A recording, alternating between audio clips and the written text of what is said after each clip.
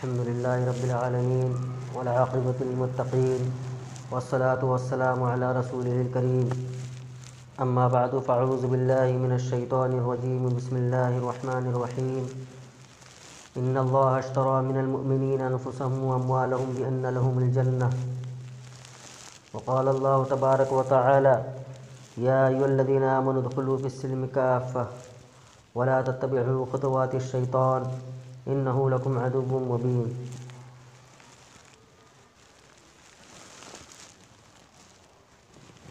بزرگوں اور دوستو، اللہ تبارک و تعالیٰ نے اس کائنات کو پیدا فرمایا اور اس کائنات کے اندر بے شمار مخلوقات کو بھی پیدا فرمایا۔ ان مخلوقات میں سے اللہ تبارک و تعالیٰ کی ایک عظیم مخلوق انسان ہے۔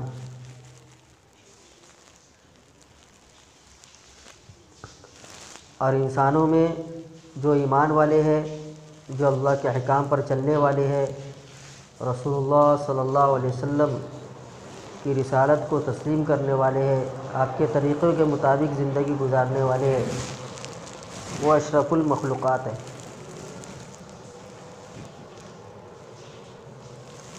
اللہ تبارک و تعالیٰ نے ہم کو دنیا میں بھیجا اور ایک عظیم احسان فرمایا، جیسا کہ ابھی میں نے آیت جو تلاوت کی، ان اللہ اشتری من المؤمنین انفسهم واموالهم بان لهم الجنہ۔ اس آیت کے اندر اللہ تبارک و تعالیٰ کے اپنے بندے پر ایک عظیم احسان کا ذکر ہے۔ وہ عظیم احسان اللہ تبارک و تعالیٰ نے یہ فرمایا، اللہ تعالیٰ فرماتا ہے ان اللہ اشتری من المؤمنین انفسهم واموالهم بان لهم الجنہ، کہ یقیناً اللہ تبارک و تعالیٰ نے مومنین کی جان کو اور اس کے مال کو جنت کے بدلے میں خرید لیا ہے۔ اللہ تبارک و تعالیٰ نے مومنین کی جان کو اور اس کے مال کو جنت کے بدلے میں خرید لیا ہے۔ ہم اور آپ بہتر طریقے سے جانتے ہیں کہ کسی بھی چیز کے خریدنے کا کیا قانون ہوتا ہے، کیا قاعدہ ہوتا ہے۔ ہم اگر دکان سے کوئی چیز خرید لیتے ہیں تو ہم اس کے مالک ہو جاتے ہیں۔ میں اگر کوئی سامان دکان سے خرید لوں پیسہ دے کر تو میں اس کا مالک بن جاؤں گا۔ اب میں اپنی اس ملکیت کے اندر چاہوں تو کسی کو اس کو استعمال کرنے دوں، چاہوں کسی کو استعمال نہ کرنے دوں، یہ میری مرضی پر ہے، کیونکہ اب میں اس کا مالک ہو چکا ہوں۔ ایسے اللہ تبارک و تعالیٰ نے ہماری جان کو اور مال کو، اچھا یہ بھی ایک احسان ہے اللہ تبارک و تعالیٰ کا کہ یہ جان اور مال اولاً تو اللہ تبارک و تعالیٰ نے ہی عطا کیے۔ پہلے اللہ تبارک و تعالیٰ نے اپنے بندوں کو جان دیا، مال دیا، اب پھر اس جان کو اور مال کو جنت کے بدلے میں خرید لیا۔ اب جب یہ جان اور مال جنت کے بدلے میں بک چکی ہے تو قانوناً ضابطے کے اعتبار سے ہونا تو یہ چاہیے تھا کہ ہمیں ایک لمحہ بھی اللہ تبارک و تعالیٰ کی عبادت سے، اس کی تسبیحات سے، اس کے ذکر و اذکار سے غافل ہونے کی اجازت ہی نہیں ہونی چاہیے تھی۔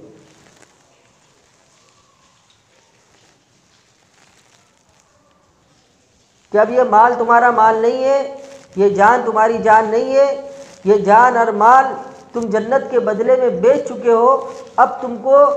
ہماری عبادت ہی کرنا ہے، ہماری تسبیحات ہی بیان کرنا ہے، ہمارے ذکر میں ہی مشغول رہنا ہے،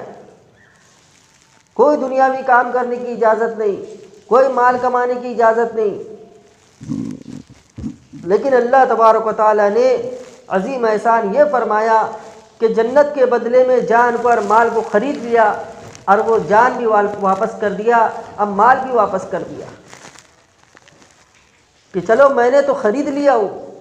لیکن میں تمہیں جان بھی واپس کرتا ہوں، مال بھی واپس کرتا ہوں، اور اس دنیا کے اندر تم اس جان کا بھی استعمال کرو اور مال کا بھی استعمال کرو۔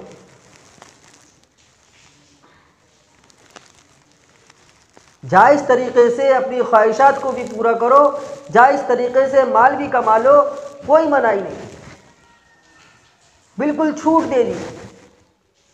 کہ شریعت کے حدود میں رہ کر تم جس طریقے سے چاہو رہ سکتے ہو،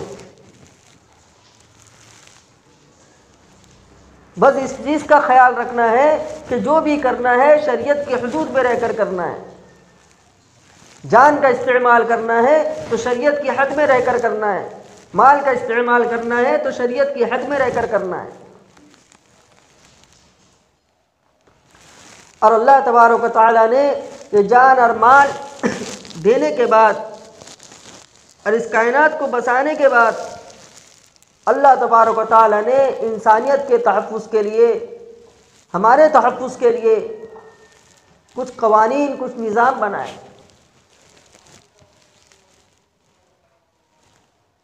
کہ اب یہ جان اور مال کو ان بنائے ہوئے نظام، اب بنائے ہوئے قوانین کے مطابق تم کو استعمال کرنا ہے۔ اور یہ جو قوانین بنائے گئے ہیں، یہ جو نظام بنایا گیا ہے، یہ انسانیت کے تحفظ کے لیے بنایا گیا ہے، ہماری عزت اور آبرو کی حفاظت کے لیے بنایا گیا ہے۔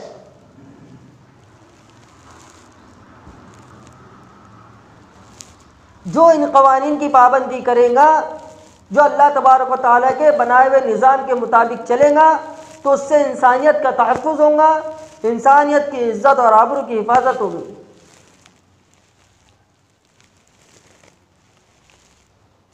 یہ جو آج کل جو نعرہ چل پڑا ہے کہ یہ جسم میرا ہے، میں اس کو اپنی مرضی سے جس طریقے سے چاہو استعمال کروں، ایسا نہیں چلے گا۔ اگر ہر شخص یہ خیال کر لے کہ یہ جسم میرا ہے، میں اس کو جس طریقے سے چاہو استعمال کر لوں، یہ مال میرا ہے، میں جس طریقے سے چاہو استعمال کر لوں، تو اس سے انسانیت کے تحفظ ختم ہو جائے گا،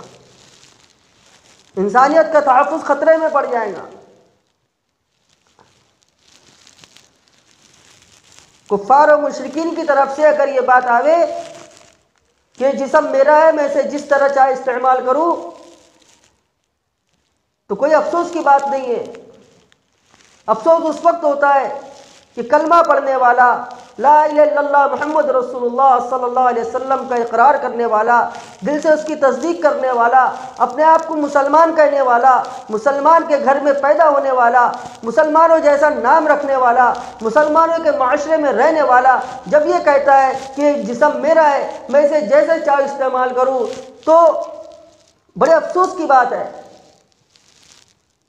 جب تم اپنے آپ کو مسلمان مانتے ہو، جب مسلمان کے معاشرے کا ایک فرد مانتے ہو، مسلمان کے گھر میں تم پیدا ہوئے ہو، تم کو جب اس بات سے اقرار ہے کہ اللہ کے سوا کوئی معبود نہیں، محمد رسول اللہ صلی اللہ علیہ وسلم اللہ کے رسول ہے، جب تم کو اس بات سے اقرار ہے کہ اللہ تبارک و تعالیٰ نے رسول اللہ صلی اللہ علیہ وسلم پر جو کلام اللہ نازل فرمایا اس کا ایک ایک حرف درست ہے، تب تم کو یہ ماننا پڑے گا میرا جسم میری مرضی والی جو بات ہے یہ بالکل غلط اور بے بنیاد ہے۔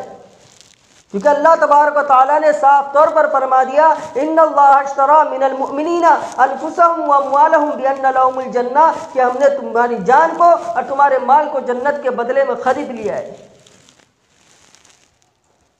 تو یہ جان تمہارا نہیں ہے، یہ مال تمہارا نہیں ہے، بلکہ یہ بکی ہوئی چیز ہے، جنت کے بدلے میں بکی جا چکی ہے۔ اب اس کو اللہ تبارک و تعالیٰ کے حکم کے مطابق استعمال کرنا ہوگا، رسول اللہ صلی اللہ علیہ وسلم کے بتائے ہوئے طریقے کے مطابق استعمال کرنا ہوگا۔ آج ہمارے معاشرے میں، ہمارے ماحول میں جو بے دینی کا ایک ماحول برپا ہے اور انسانیت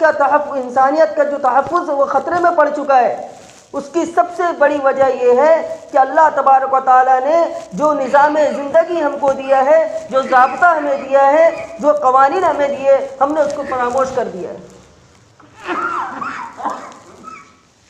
ہم اس کو اپنے اندر داخل کرنا نہیں چاہتے، ہم اس کے مطابق زندگی گزارنا نہیں چاہتے۔ یاد رکھیے، اللہ تبارک و تعالیٰ کے بنائے ہوئے نظام سے جب ٹکرایا جائیں گا، اس سے ٹکراؤ ہوگا، اس کی خلاف ورزی ہوں گی، تو نہ ماحول محفوظ رہیں گا، نہ معاشرہ محفوظ رہیں گا، نہ محلہ محفوظ رہیں گا، نہ شہر محفوظ رہیں گا، نہ دنیا محفوظ رہے گی۔ یہ انسانیت کے تحفظ کے لیے،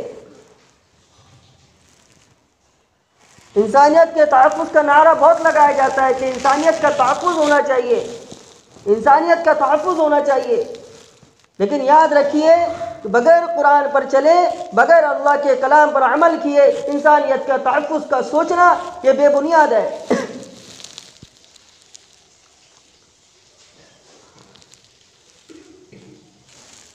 آج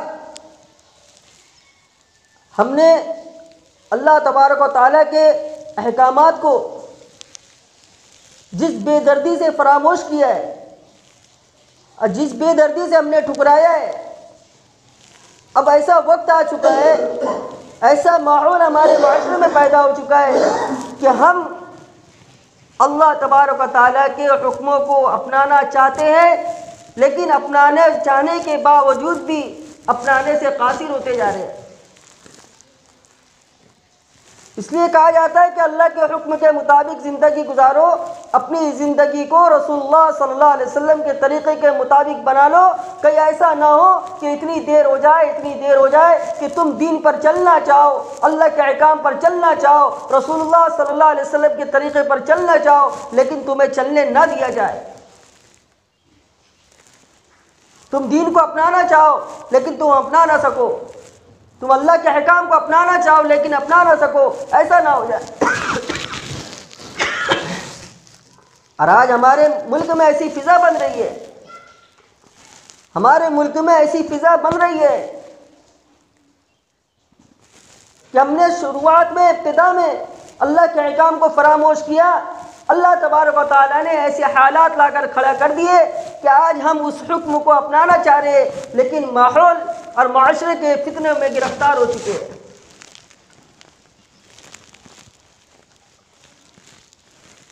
ہمیں سمجھنے کی ضرورت ہے، انسان دنیا کے اندر آیا ہے تو ایک مقصد کے ساتھ آیا ہے، اس مقصد کو لے کر چلنا، اس کا نام اصل زندگی کی کامیابی ہے۔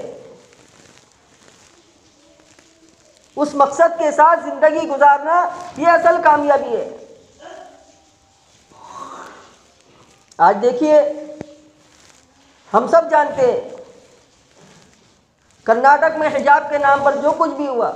اس سے ہم نے کیا سبق لیا؟ اس سے ہم نے کیا سبق لیا؟ سبق لینا تو دور کی بات، ہم نے بس اس کو دیکھا، وقت پاس کیا، کون کیا کہہ رہا ہے، کون سا نیوز والا اس بارے میں کیا کہہ رہا ہے، کون سے مولانا اس بارے میں کیا کہہ رہے ہیں، کون سا نیتا حجاب کے بارے میں کیا رائے رکھتا ہے، بس اس طریقے سے ہم نے تبصرہ کر لیا، لیکن اس میں کئی سبق آموز چیزیں ہمارے لیے ہیں۔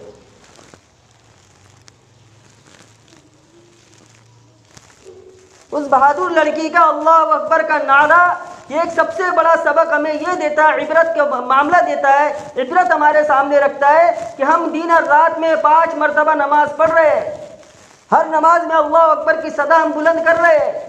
اللہ اکبر ہم بھی کہہ رہے ہیں، بے شمار مرتبہ اللہ اکبر کی صدا ہم بلند کر رہے ہیں، لیکن ہماری صدا سے، ہماری آواز سے کسی بھی قسم کا انقلاب پیدا نہیں ہوا۔ سالہ سال گزر گئے اللہ اکبر کہہ کر، لیکن اس لڑکی نے اللہ اکبر کا ایک نعرہ بلند کیا اور ساری دنیا کے اندر انقلاب برپا ہو گیا۔ اس کے اللہ اکبر میں اور ہمارے اللہ اکبر میں فرق ہے۔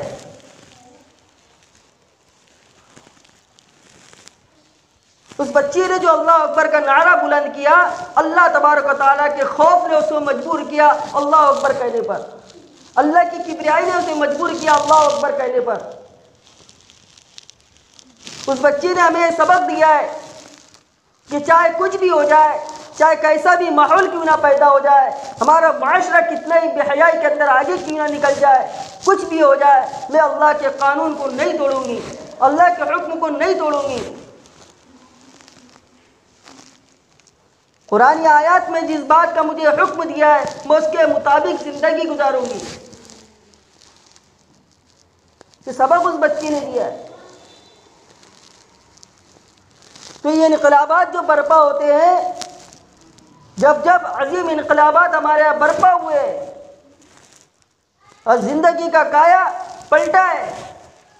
تو یہ مومن جب سچے دل سے اللہ تبارک و تعالیٰ کی رضا کے لیے، اللہ کے خوف کے لیے جب کھڑا ہوا ہے تو اللہ تبارک و تعالیٰ نے اس کی مدد فرمائی۔ آج ہمارے اس کی کوئی اہمیت نہیں ہے۔ وہ ایک بچی حجاب کے لیے اللہ اکبر کی صدائیں بلند کر رہی ہے، اللہ کے حکم پر، اللہ کے اس حکم پر عمل کرنے کے لیے جی جان سے کوشش کر رہی ہے۔ اس لڑکی کے اس جذبات کو دیکھے اور اپنا ماحول اور معاشرہ دیکھے۔ آج اگر کسی بھائی کو سمجھایا جائے کہ بھائی دیکھو حجاب ضروری ہے، پردہ ضروری ہے، حجاب اللہ تبارک و تعالیٰ کا حکم ہے، حجاب دین کا اہم حصہ ہے، تو یہ بات سننے ملتی ہے کہ کیا سارا دین حجاب کے اندر یہ نماز کا کہو کہ بھائی نماز پڑھو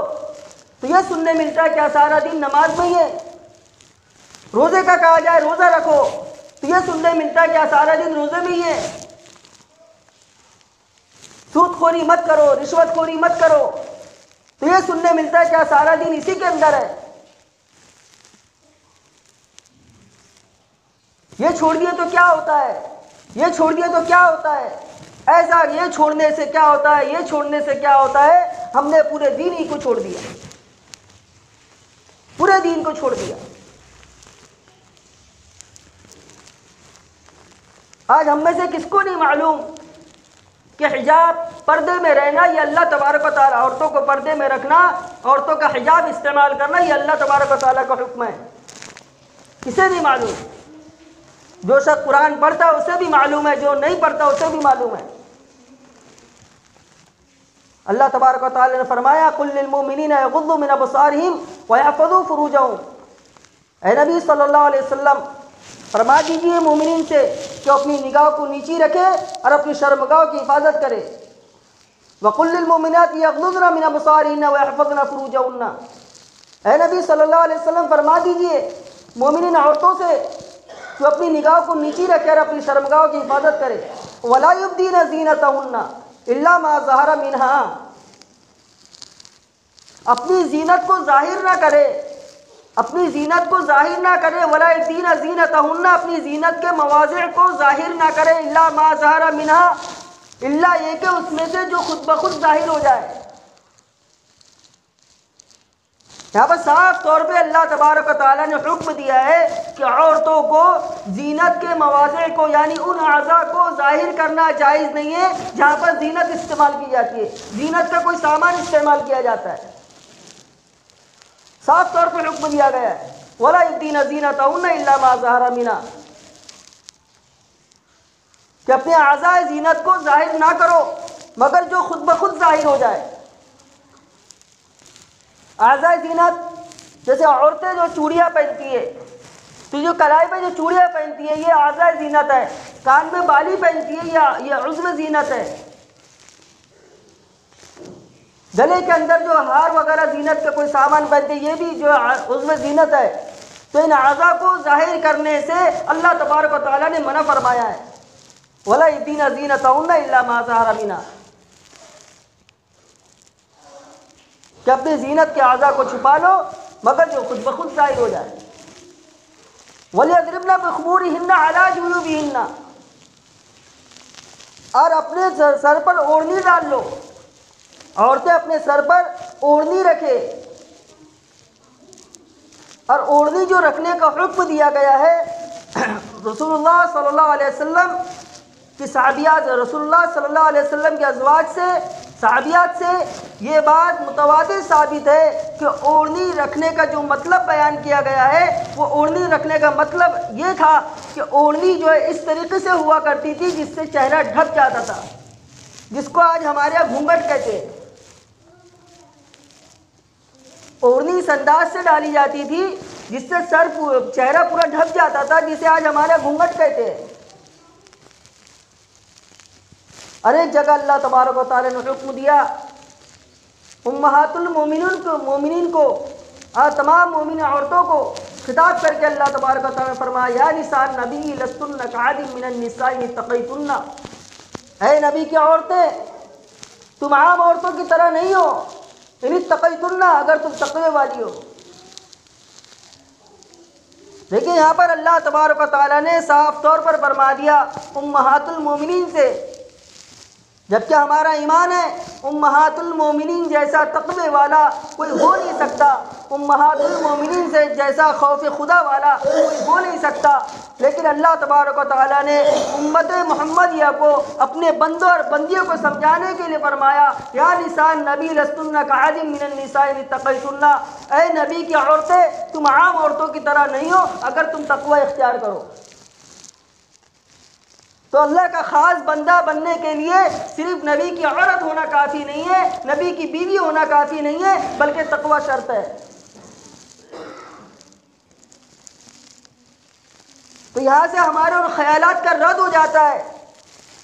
جو خیالات جو ہم نے دل میں بیٹھا کے رکھے فلاں بزرگ ہمیں جو ہے منزل پار لگا دیں گے، فلاں بزرگ ہمیں راستہ منزل پر پہنچا دیں گے، جنت پر پہنچا دیں گے، فلاں بزرگ کے ذریعے سے ہماری بخشش ہو جائیں گی۔ یہ آیت اس بات کی طرف اشارہ کرتی ہے اور اس بات کی طرف ہماری رہبری کرتی ہے کہ اگر نبی کی بیوی بھی ہے، اگر تقوی نہیں ہے تو وہ عام ہے۔ صاف طور پہ اللہ تعالیٰ نے فرما دیا یا نساء النبی لستن کعاد من النساء ان اتقیتن، اگر تم تقوی والی ہو تو عام عورتوں کی طرح نہیں ہو۔ فلا تخضعن بالقول، اب یہاں پر حکم دیا جا رہا ہے